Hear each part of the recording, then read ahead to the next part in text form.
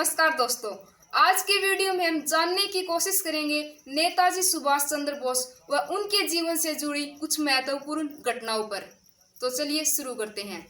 ये बात है सन 1956 की, जब ब्रिटेन के प्रधानमंत्री क्लाइमेट एटली भारत दौरे पर आए। ये वही क्लाइमेट एटली हैं जिन्होंने भारत की स्वतंत्रता का घोषणा पत्र जारी किया, यानी 1947 के समय भी यही ब्रिटेन के प्रधानमंत्री थे। इन्होंने बंगाल के गवर्नर जस्टिस पीसी चक्रवर्ती से मुलाकात की। जस्टिस पीसी चक्रवर्ती व क्लाइमेट एटली के बीच भारत व ब्रिटेन को लेकर अनेक व्यापारिक, आर्थिक व सांस्कृतिक मुद्दों पर बातचीत हुई। इसी बीच पीसी चक्रवर्ती ने पूछा, महात्मा गांधी का क्विट इंडिया मूवमेंट जो 1942 में शुरू किया गया था, यह भारत की स्वतंत्रता को लेकर कांग्रेस का आखिरी सबसे बड़ा आंदोलन था, जिसे अंग्रेजों ने महज 2 सालों के अंदर यानी 1944 में कुचल डाला। तो फिर अंग्रेज इतनी जल्दी यानी उसके 3 सालों बाद ही भारत को छोड़ने को तैयार क्यों हुए? तो क्लाइमेट एटली ने जवाब दिया, भारत को आजाद करने का मेन रीजन था सुभाष चंद्र बोस व उनकी आजाद हिंद फौज। ये जवाब सुनकर पीवी चक्रवर्ती से रहा नहीं गया, उन्होंने पूछ ही डाला, तो फिर महात्मा गांधी का भारत की आजादी में क्या योगदान था? क्लाइमेट एटली ने मुस्कुराते हुए जवाब दिया, मिनिमल, यानी बहुत ही कम। चलिए समझते हैं सुभाष चंद्र बोस व आजादी के लिए किए गए उनके स्ट्रगल्स की कहानी। सुभाष चंद्र बोस का जन्म ब्रिटिश राज में 23 जनवरी 1897 को कटक, उड़ीसा के एक बंगाली परिवार में हुआ। इनकी माता का नाम प्रभावती दत्त व पिता जानकीनाथ बोस से। सुभाष चंद्र बोस की प्रारंभिक शिक्षा कलकत्ता के एक एंग्लो सेंट्रिक स्कूल में हुई और इन्होंने अपनी ग्रेजुएशन कलकत्ता यूनिवर्सिटी से पूरी की। बाद में पिता के आग्रह पर ये आईसीएस की परीक्षा देने लंदन चले गए और 1820 में उन्होंने इंडियन सिविल सर्विस की एग्जामिनेशन अपने पहले ही अटेम्प्ट में पास की।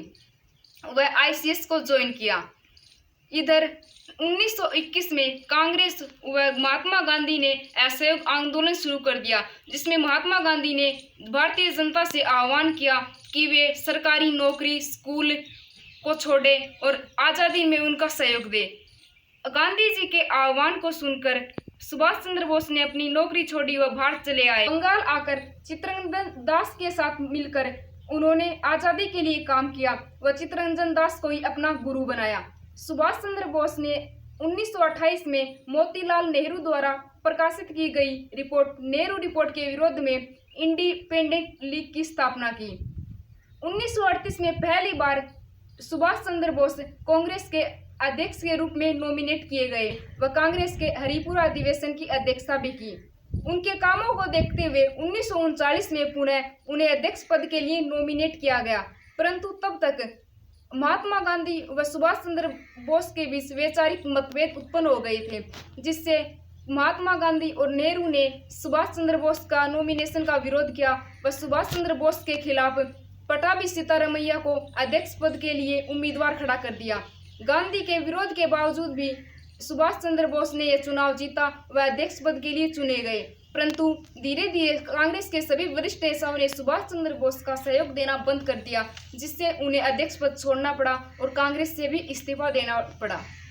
3 मई 1939 को सुभाष चंद्र बोस ने कांग्रेस पार्टी से अलग होकर अपनी एक नई पार्टी फॉरवर्ड ब्लॉक की स्थापना की। 1939 में ही बंगाल में हुए विद्रोह में भाग लेने के कारण सुभाष चंद्र बोस को गिरफ्तार कर कोलकाता में नजरबंद कर दिया गया, जिसके कुछ समय बाद उसे रिहा भी कर दिया गया। 1939 से 1945 यह समय था सेकेंड वर्ल्ड वॉर का। इस युद्ध में एक तरफ जर्मनी, जापान व इटली तो दूसरी तरफ अमेरिका, ब्रिटेन व रसिया और चाइना लड़ रहे थे।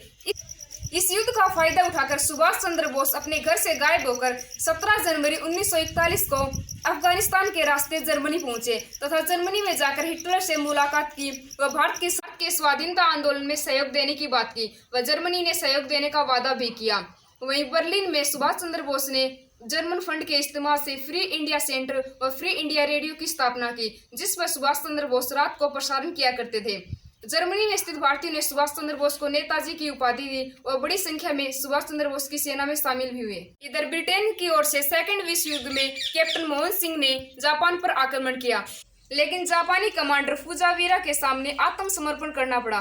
तब फुजावीरा की प्रेरणा से कैप्टन मोहन सिंह ने 1942 में आजाद हिंद फौज की स्थापना की। फरवरी 1943 में सुभाष चंद्र बोस भी जर्मनी के यू बोट पनडुब्बी पर सवार होकर जापान के लिए रवाना हुए व जून 1943 में जापान पहुंचे। जापान पहुंचकर सुभाष चंद्र बोस ने आजाद हिंद फौज का पुनर्गठन किया और इसकी कमान स्वयं संभाली। 4 जुलाई 1943 को सुभाष चंद्र बोस को इंडियन नेशनल आर्मी का सर्वोच्च कमांडर बनाया गया। 21 अक्टूबर 1943 को सुभाष चंद्र बोस ने जापान की मदद से सिंगापुर में अस्थायी भारतीय सरकार का गठन किया, जिसे 10 से भी अधिक देशों ने मान्यता दी, जिसमें जापान, रसिया व चाइना भी शामिल थे। 23 अक्टूबर को सुभाष चंद्र बोस ने अंग्रेजों के खिलाफ युद्ध की घोषणा की व 6 नवंबर 1943 तक अंडमान व निकोबार को आजाद करा लिया गया और उसका नाम बदलकर शहीद द्वीप व स्वराज द्वीप रखा।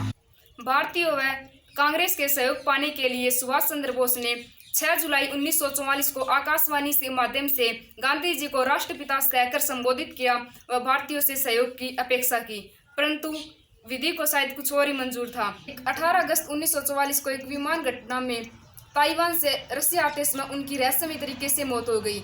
सभी इतिहासकारों का मत इसमें क्लियर नहीं है कि उनकी मौत किस वजह से हुई। आपका इस बारे में क्या ख्याल है? कमेंट सेक्शन में जरूर लिखें। तब तक के लिए जय हिंद, जय भारत।